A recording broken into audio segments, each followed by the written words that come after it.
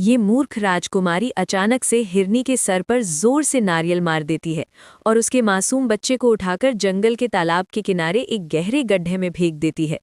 अब हिरनी का बच्चा गड्ढे में जोर जोर से चिल्ला रहा था क्योंकि वो गड्ढे से निकल नहीं पा रहा था।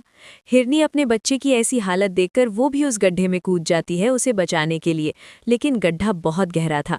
अब हिरनी और उसका बच्चा जोर जोर से चिल्लाने लगते हैं ताकि कोई उनकी मदद कर सके। तभी तालाब के पास शहतूत का पौधा लगा रही गाय को अचानक हिरण के चिल्लाने की आवाज़ सुनाई देती है और वो तेज़ी से दौड़कर तालाब के पास आती है, जहां वो देखती है कि हिरनी और उसका बच्चा गहरे गड्ढे में फंसे हुए हैं।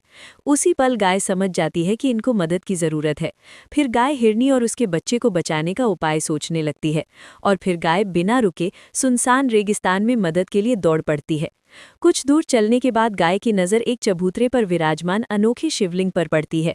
फिर गाय शिवलिंग के पास पहुंचकर ध्यान मुद्रा में बैठ जाती है और हाथ जोड़कर भगवान शिव से मदद की गुहार लगाती है।